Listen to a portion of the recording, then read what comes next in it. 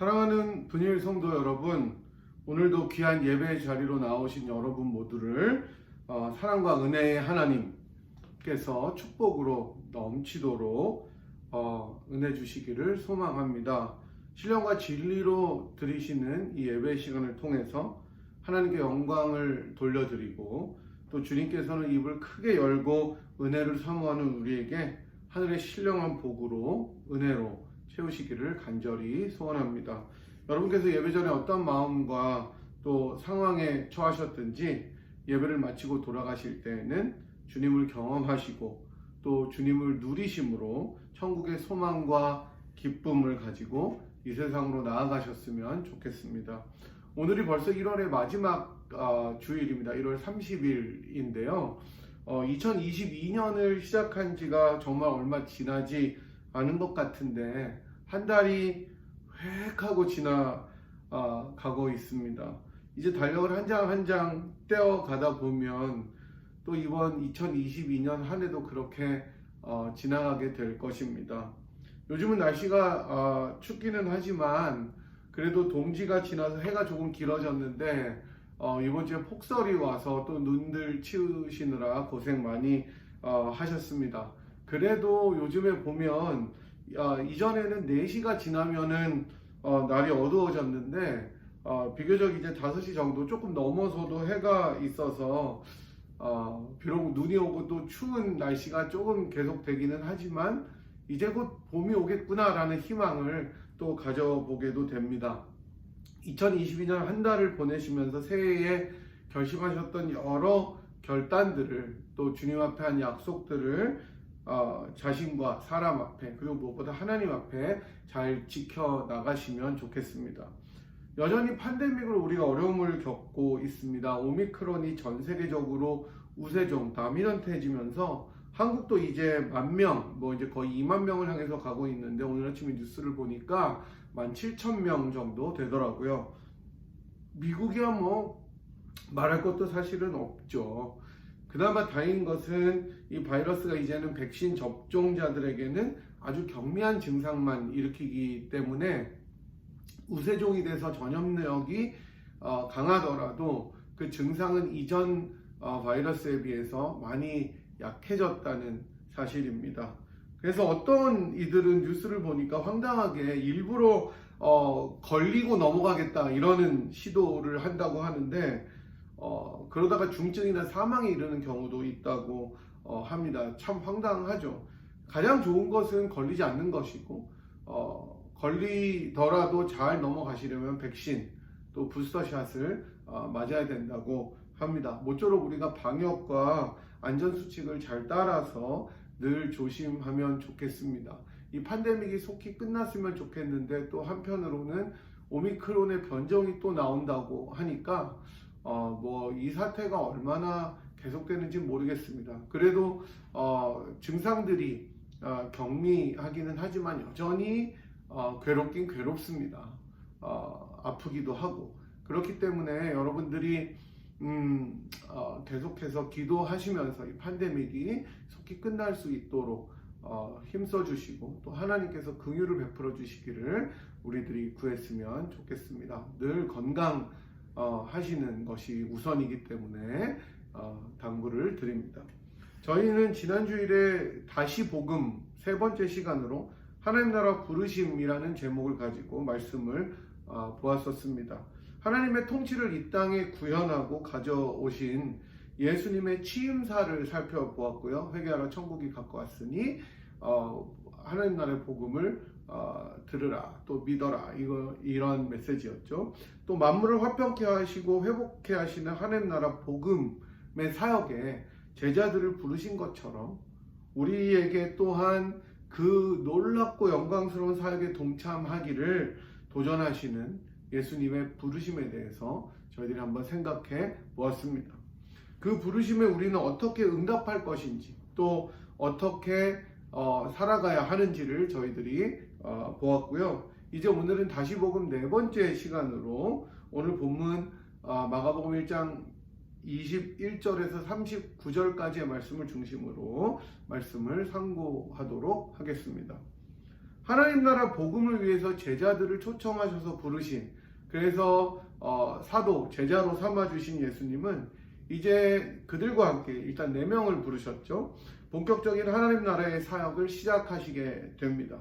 마가복음 전반부는, 여러분 마가복음을 읽으실 때 가장 편하게 나눌 수 있는 그 구조는 마가복음 1장부터 8장, 그리고 8장부터 16장까지 나누시면 됩니다. 그 분기점이 되는, 그러니까 전반부와 후반부를 나누는 분기점은 가이사랴 빌립보에서 제자들에게 예수님께서 너희는 나를 누구라 하느냐라고 물어보시는 거죠. 그때 베드로가 주는 그리스도시고 살아계신 하나님의 아들입니다 라고 고백하는 그 분기점을 중심으로 전반부와 후반부로 나누어집니다. 왜냐하면 주님께서 그렇게 자신이 누구인지를 설명하시면서 앞으로 다가올 고난, 즉 순환 예고를 하시기 때문이죠. 그래서 마가복음 전반부는 예수님의 하나님 나라에 대한 사역을 집중적으로 소개하고 있습니다. 그리고 후반부는 예수님께서 예루살렘으로 올라가시면서 행하셨던 가르침 플러스 순환 당하신 것들, 십자가의 죽음과 부활을 다루고 있죠. 마가복음에서 우리가 사실 읽어가면서 볼 수 있는 중요한 특징들 가운데 하나는 뭐냐면, 이 저자인 마가가 비슷하거나 또는 동일한 사건들을 한 군데로 이렇게 묶어서 보여준다는 것입니다. 다시 말씀드리면 마가는 이게 시간별로 아주 어긴 것은 아니지만 그래도 비교적 자신이 원하는 그 주제별로 묶어서 독자들에게 이야기를 보여주고 있다는 것이죠. 그래서 주제별로 묶는 기법을 사용하고 있습니다. 오늘 본문부터 이제 다음 주까지 계속 살펴볼 2장 중반까지는 몇 가지 사건들이 나오기는 하는데 거의 모두가 예수님께서 더러운 귀신을 나가게 하시고 병든 자들을 고쳐주시는 장면에 대한 이야기들을 다룹니다. 이게 이제 주제별로 묶는 마가의 이야기입니다. 4장에서는 나중에 이제 씨 뿌리는 자의 비유를 비롯해서 비유를 모아두죠. 이게 마가가 마가복음을 쓰고 있는 방식입니다. 주제들, 비슷한 것들, 동일한 사건들을 묶어서 하나의 주제들로 묶어주는 것이죠. 그래서 우리가 오늘 읽은 본문은 또 다음 주에 또 저희들이 살펴보게 되는 본문은 치유 이야기 또는 축귀, 그 귀신을 쫓아내는 이야기에 대한 그런 내용들을 한 군데 묶어서, 그래서 계속 여러 사건들이 나오지만 비슷한 교훈을 저희들에게 전달해 주게 되는 것이죠. 그리고 마가가 사용하는 또 다른 흥미로운 기법은 일명 샌드위치 기법이라고 부르는 유명한 기법입니다. 우리가 샌드위치를 만들 때 물론 뭐 기호에 따라 다르겠지만 제일 밑에 뭐가 들어갑니까? 제일 밑에 빵이 들어가죠. 양 끝에, 그죠? 맨 위와 맨 아래에 빵이 깔리게 됩니다. 빵으로 덮고, 그리고 맨 밑에 빵 위에 야채도 깔고 치즈도 얹고 햄을 올리고 그 다음에 가장 위에 빵 하나를 올리면 샌드위치가 완성되죠. 물론 소스도 기호에 따라서 넣죠. 뭐 케첩도 넣고 마요네즈도 넣고 머스타드도 넣고 뭐 다양한 그 소스들을 넣기도 합니다. 그러면 샌드위치 중에서 가장 중요하게 취급되는 중심적인 부분에 뭐가 들어갑니까? 그게 바로 이제 햄이 들어가게 되는 거죠. 뭐 사람에 따라 채소를 좋아하기도 하고 빵을 좋아할 수도 있고 소스를 사랑할 수도 있지만 샌드위치의 핵심에는 햄이 들어가는 것이죠. 햄과 치즈, 주로 햄이 들어갑니다. 이렇게 샌드위치처럼 이야기를 만드는 것을 샌드위치 기법이라고 하는데, 뭐냐면 가장 중심적인 사건을 이야기하기 위해서 맨 앞과 맨 뒤에 나오는 사건이 동일하다는 것을 이야기를 해줍니다. 그러니까 빵이 똑같이 들어가는 것처럼 같은 이야기가 앞과 뒤에 똑같이 들어가고 그 가운데에 가장 핵심적인 사건을 하이라이트 해주는 것을 샌드위치 기법이라고 합니다. 우리가 지난주에 살펴보았던 마지막 장면, 즉 베드로와 안드레, 야고보와 요한을 부르시는 그 장면, 이게 가장 아래나 혹은 위의 빵이라고 생각을 한다면 가장 아래나 또 양 끝에 있는 빵은 2장 13절부터 14절까지 레위, 즉 마태를 부르시는 장면이라고 하겠습니다. 즉 제자들을 부르시는 장면이 양 끝에 있습니다. 그리고 그 사건들을 중심으로 가장 가운데 있는 햄의 부분은 어떤 것이냐 하면 저희들이 앞으로 살펴보게 될 아마 다음 주에 볼 텐데 나병 환자와 중풍병자를 고치시는 장면이라고 생각이 됩니다. 그러니까 마가는 나병 환자와 중풍병자를 고치시는 장면을 핵심으로 생각하고 강조해서 즉 하이라이트해서 보여주려는 의도로 이렇게 자기의 기록을 구성한 것입니다. 어쨌든 여러분께서 이렇게 샌드위치 기법이나 주제별로 마가복음을 읽으신다면 조금 더 마가복음을 재밌게 읽으실 수가 있습니다. 저자의 강조점을 우리가 알아갈 수 있기 때문이죠. 오늘 본문을 포함해서 앞으로 펼쳐지는 예수님의 사역은 제가 아까 말씀드린 것처럼 우리 예수님께서 선포하신 하나님 나라가 이 땅에 예수님을 통해서 임했다는 여러 가지 증거들을 보여주는 사건들입니다. 죄의 결과로 인해서 찾아오게 된 질병, 여러분 몸 아픈 것, 이게 내가 죄를 지어서 몸이 아픈 것은 아니죠. 그러나 아담의 죄의 결과로 우리가 타락하게 되면서 이전에는 병도 없고 영원히 살 수 있었던 것이 죽음이라는 그 현실을 향해서 가게 되면서 어쩔 수 없이 맞게 되는 질병이 있습니다. 이것으로 우리가 고통당하게 되는 것이죠. 이게 죄의 현실입니다. 죄의 그 굴레에 사는 사람들의 현실입니다. 점점 쇠약해지는 것, 아픈 것. 그래서 그러한 것들을 고쳐주심으로 완전함을 회복하시는 것을 보여줍니다. 또 사탄의 권세 아래 묶였던 자들, 귀신 들린 자로 대표되는 이 자들을 해방시키셔서 자유케 하시는 이 모든 일들은 하나님께서 예수님을 통해서 타락한 이 세상을 완전하고 완벽한 질서로 회복하게 하심을 보여주는 증거입니다. 하나님이 통치하시면, 하나님이 다스리시면 이렇게 완벽하게 된다. 이걸 영어로 wholesome이라고 하죠. 완전하게 되는 것. 이제 예수를 통해서 그런 일들이 현실이 되었다는 것을 보여줍니다. 예수님께서 자유케 하셨습니다. 예수님께서 새롭게 하셨습니다. 예수님께서 여러분들을 치유하십니다. 그것을 믿으시기 바랍니다. 그게 하나님의 통치입니다. 하나님이 여러분들을 다스리게 되면 여러분의 질병이 물러갈 줄 믿습니다. 물론 이 세상에서 우리가 그렇지 않을 수도 있지만, 그죠? 하나님께서 증거로 보여주시면서 내가 다스리는 나라가 되면 이런 현실이 찾아올 것이다라고 약속하십니다. 그 소망을 여러분들이 붙잡고 계속해서 살아나가시기를 축복합니다. 이제 오늘 본문을 보면 조금 전에 제가 말씀드린 것처럼 주제별로 묶었을 때 귀신을 쫓아내시고 병을 고치시는 예수님에 대해서 소개하고 있습니다. 그리고 이러한 장면들은 다음 주에 있게 될 하이라이트 장면으로 우리를 이끌어주게 된다고 말씀드렸죠. 하지만 오늘 본문에서 예수님께서 병을 고치시고 귀신을 쫓아내시는 이 엑소시즘, 축귀가 다른 본문들과 차별점이 있다면 바로 예수님의 가르침과 밀접하게 연결되어 있다는 점입니다. 물론 주님께서 다른 이적들을 행하실 때에도 설교와 가르침을 병행하시는 것이 일반적이지만 오늘 본문에서는 예수님의 가르침에 대해서 마가가 커멘트를 한 장면이 나와 있습니다. 그것은 바로 예수님의 가르침이 권위 있는 가르침이라는 것이죠. 오늘 이 사실을 중점적으로 우리들이 본문을 살펴보도록 하겠습니다. 우리 주님께서 안식일에 회당에 들어가서 가르치시게 되는데 많은 사람들이 예수님이 가르치시는 그 가르침과 교훈에 놀랐다고 마가는 기록하고 있습니다. 그리고 그 이유는 2절에 나오는 것처럼 권위 있는 자와 같고 서기관들과 같지 아니함이로라 라고 말씀하고 있습니다. 그런데 잠깐만 우리가 생각해 보면 우리에게는 당연한 이 표현이 사실은 이상한 표현입니다.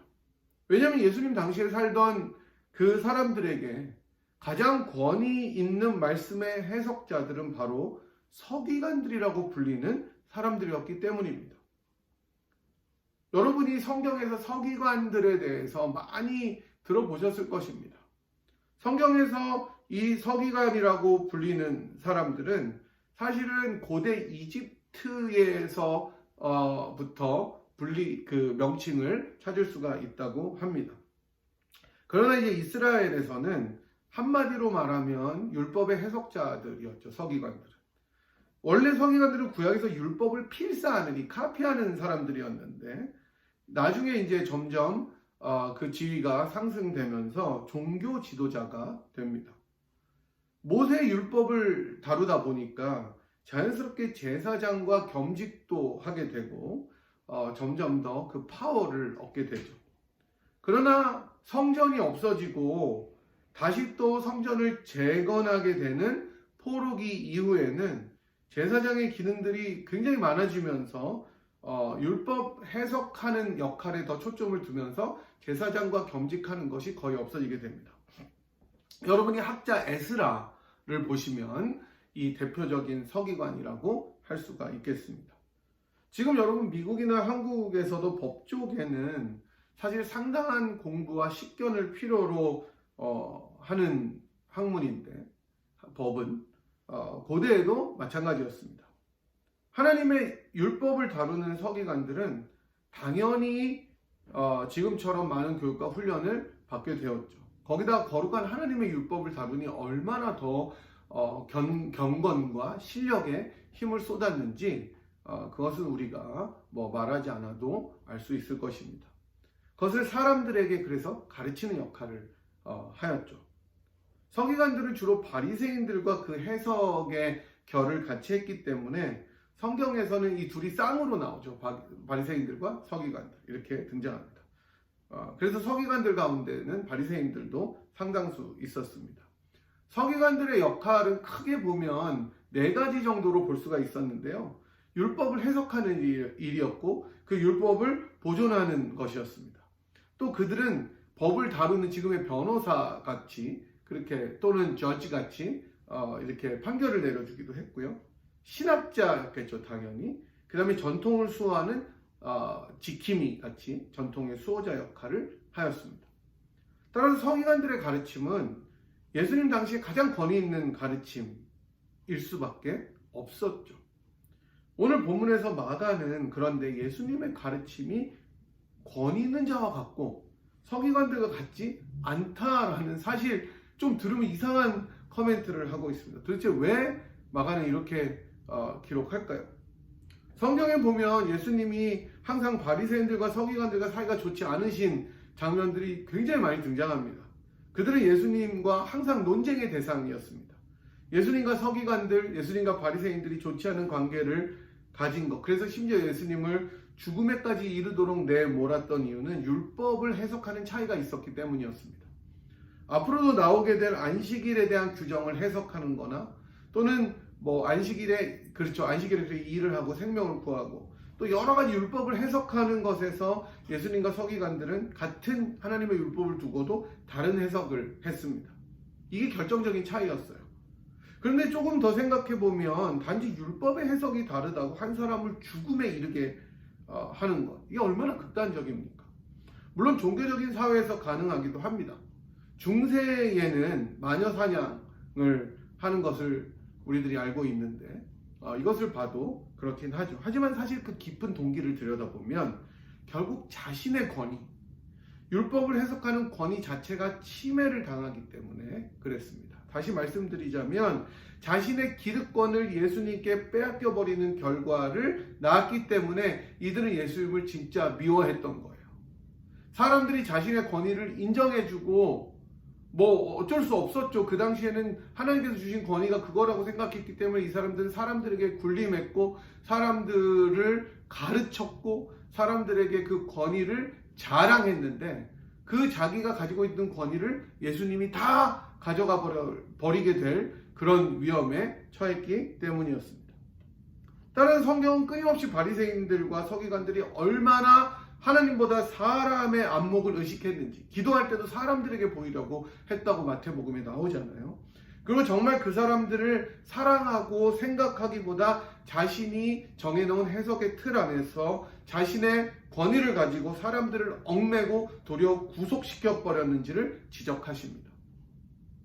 우리 주님께서 그래서 마태복음 23장 한 장을 할애해서 바리새인과 서기관들에게 화를 선포하십니다. 화 있을진저 woe to you라고 이야기하시면서 그들이 말하는 바는 행하고 지키되 그들의 하는 행위는 본받지 말라고 가르치십니다. 계속 저주를 하십니다. 독사의 자식들, 회칠한 무덤, 정말 입에 담지 못할 그런 저주의 말들을 퍼부으시면서 이들의 행위를 본받지 말라고 말씀하시죠. 또한 요한복음 12장 43절에는 유대 관원들을 평가하는 말이 나오는데 이렇게 나옵니다. 그들은 사람의 영광을 하나님의 영광보다 더 사랑하였더라. 이렇게 나옵니다. 바로 이러한 위선, 그리고 탐욕, 자신들을 위한 자존심과 또 사람의 인정을 받으려고 막 노력하는 그 의식함, 외식함, 이런 것들은 바로 이러한 악함 때문에 이들이 가르침은 율법의 올바른 해석 여부를 떠나서 사람들에게 권위 있는 가르침을 선사하지 못했던 것입니다. 사람들은 그들의 가르침을 듣지만 사실은 속으로 우리들이 잘하는 말이잖아요. 너나 잘하세요. 가르침에 능력이 없는 거예요. 저는 이 모습을 보면서 저와 현대교회에 대해서 두려움을 갖게 됩니다. 말씀을 전하는 사람으로서 제가 말씀을 살아내지 못할 때, 여러분도 마찬가지죠. 말씀을 아는 사람으로서 말씀대로 살아가지 못할 때 권위를 떠나서 하나님 앞에서 너무나 능력이 없는 삶을 살아가게 된다는 것입니다. 여러분은 어떻게 살고 계시는지 묻고 싶습니다. 하나님의 말씀을 아는 사람으로, 하나님의 말씀을 받은 사람으로, 또 심지어 다른 이들에게 가르치기도 하는 사람으로서 여러분 자신의 자존심과 권위를 지키기 위해서 모든 일들을 하는가요? 아니면 하나님께 순종하는 마음으로 내 것을 내려놓고 주님의 말씀을 기다리는가? 그것이 오늘 우리들에게 주는 중요한 도전 중에 하나입니다. 이렇게 가르침에 능력이 없었던 서기관들과 달리 예수님의 가르침은 어땠습니까? 사실 예수님이 어떤 가르침을 주셨는지 본문에는 나오지 않습니다. 하지만 우리가 생각할 수 있는 것은 지난주에 예수님께서 말씀하셨던 하나님 나라에 대한 가르침일 것이다 라고 충분히 추측할 수 있을 것입니다. 그 가르침이 권위가 있는 놀라운 가르침인 것은 바로 우리 주님께서 직접 그 율법 그리고 하나님 나라의 복음의 조성자요 창시자셨기 때문입니다. 여러분, 책을 쓴 저자가 직접 가르치는 것, 저자 직강이라고 이야기를 하죠. 그것처럼 저자의 의도를 명확하고 구체적으로 보여주는 게 또 어디 있겠습니까? 누가 질문하면 제가 그렇게 썼어요, 제가 그렇게 쓰지 않았어요, 이렇게 얘기하면 되잖아요. 제가 한국에서 재수 시절에 학원을 다니는데 그 교재를 쓴 선생님들이 막 들어오는 거예요. 야, 그걸 배우면 흥분도 되기도 하고 이해도 쏙쏙 잘 되는 것 같아요, 더. 왜냐, 막 제 부족한 지성이 막 깨어나는 느낌이 들어요. 저자보다 그 책에 대해서 더 잘 아는 사람이 없기 때문이죠. 그것을 더 잘 가르치는 거예요. 마찬가지로 율법에 대한 가르침, 하나님 나라 복음에 대한 가르침은 바로 그 원래의 저자이신 우리 주님께서 가장 완벽하게 행하실 수 있었던 것입니다. 본문에 나오는 권위라는 단어는 우리가 잘 아는 영어 단어의 저자라고 할 때 author 이라는 것의 어원이 되기도 합니다. 오리지널이죠. 원래 것이다. 이렇게 보면 권위는 본래 것에서부터 나온다고 할 수 있을 것입니다. 그래서 예수님께서 정말 원래 저자 직강으로 진짜 하나님 나라의 복음을, 율법을 가르쳐 주셨을 때 권위 있는 자처럼, 와, 새로운 가르침이다, 서기관들이 했던 것과 다르다, 능력이 있다라고 사람들이 깨닫게 된 것입니다. 뿐만 아니라 우리 주님께서는 이러한 가르침과 교훈과 더불어서 행함을 보여주시게 됩니다. 하나님 나라에 자유케 하는 복음의 메시지를 전하실 때 더러운 귀신이 물러가고 병든 자들이 치유함을 받습니다. 이게 다른 것입니다. 능력이 없이 사람을 변화시키는 능력 없는 가르침을 계속 받던 사람들이 나는 이게 맨날 부족하고 못해, 이게 뭐 그냥 이렇게 하지 말라 이런 일들, 주일에는 뭐 하지 말고 우리가 정했으면 이걸 해야 되고 그 율법에 펜스를 치는 것들, 이런 가르침만 듣다가 하나님 나라의 자유케 하는 복음을 듣게 되자, 행함이 있는 능력의 가르침을 듣게 되자 사람들이 놀라며 찬양하게 되는 것이죠. 그래서 27절에 보면 사람들이 귀신 들린 자에게서 귀신이 나가고 그가 온전하게 됨을 보면서 다 놀라 서로 물어 이르되 이는 어찌미냐 권위 있는 새 교훈이다. 더러운 귀신들에게 명한즉 순정하는도다. 이렇게 말씀하는 것입니다. 예수님 당시의 사람들이 이러한 예수님의 교훈을 처음 맛보고 놀랐습니다. 그래서 그 달콤하고 자유케 하는 가르침에 속박을 벗게 하고 참 기쁨과 은혜를 그리고 소망을 주는 말씀에 이끌렸습니다. 그래서 예수님이 가시는 곳마다 문전성시를 이루었죠. 하지만 우리 주님께서 돌아가시고 승천하시자 그 무리들은 또 다시 흩어지게 되고 예수님의 말씀을 점점 잊어버리게 됩니다. 하지만 이제 예수님 안에서 그 예수님을 믿고 현대를 살아가는 우리는 당시의 사람들에 비해서 말도 못하게 정말로 엄청난 큰 특권을 누립니다. 바로 이 은혜의 말씀이 우리 앞에 있는 것입니다.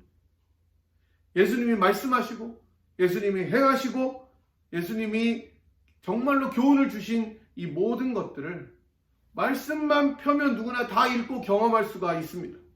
권위 있고 놀라운 가르침이 그 어느 곳을 가서 어렵사리 들어야 되는 정말로 비밀스러운 것이 아니라 바로 우리에게 허락하신 성경의 말씀이어서 그 누구나 성경을 펴는 자는 그 놀라운 가르침을 경험할 수 있다는 것을 믿으시기 바랍니다. 여러분, 엠마오로 가는 두 제자들이 주님께서 돌아가신 것에 낙심해서 터벅터벅 걸어가다가 예수님을 만났는데 누군지 몰라요. 그 예수님께서 성경을 자세하게 풀어서 설명해 주시자 그 어두웠던 눈이 밝아지고 띄어지고 서로 나중에 고백하기를, 길에서 우리에게 말씀하시고 우리에게 성경을 풀어주실 때에 우리 속에서 마음이 뜨겁지 아니하더냐. 성경을 풀어주실 때에 우리 속에서 마음이 뜨겁지 아니하더냐. 이렇게 서로 고백합니다. 여러분, 권위 있는 예수님의 가르치심을 듣기를 원하십니까? 그것을 경험하시기를 원하십니까?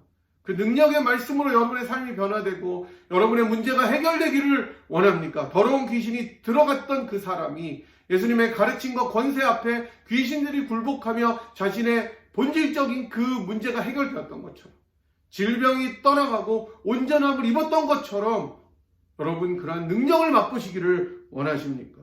참 자유와 은혜의 강으로 여러분이 뛰어 들어가시기를 원하십니까? 그렇다면 바로 생명의 말씀인 성경을 지금 열어서 읽으십시오. 그 안에서 예수 그리스도를 발견하십시오.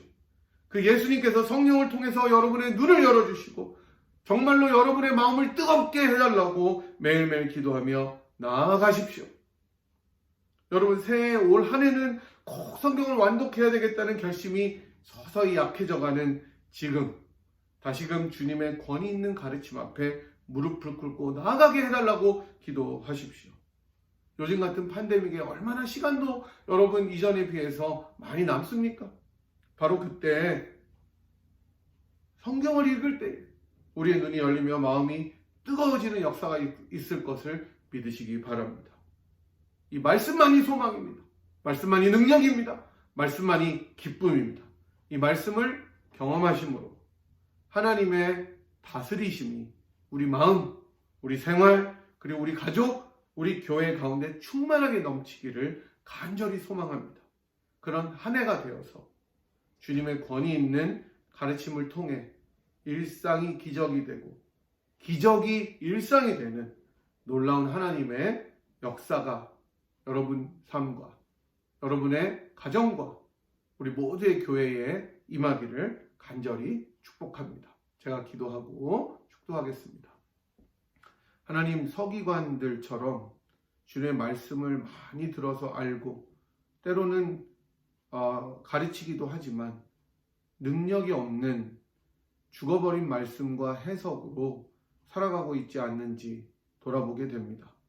사람을 의식하고 정말로 자신의 권위를 유지하기 위해서 하나님의 말씀을 이용했던 서기관들과 같이 되지 않고 하나님의 영광만을 추구하고 살아계신 예수님의 가르침에 붙들려서 참 기쁨, 참 소망, 참 능력을 체험하는 저희들이 되게 인도하여 주시옵소서. 이 귀한 말씀을 저희들에게 허락하셨사오니 오늘이라도 당장 이 말씀을 열어 주의 말씀을 묵상하고 읽게 도와주시고 그 말씀이 우리들의 삶을, 우리들의 영혼과 육체를 변화시키는 놀라운 감격의 체험이 우리 삶 가운데 임하도록 주님 축복하여 주시옵소서. 지금은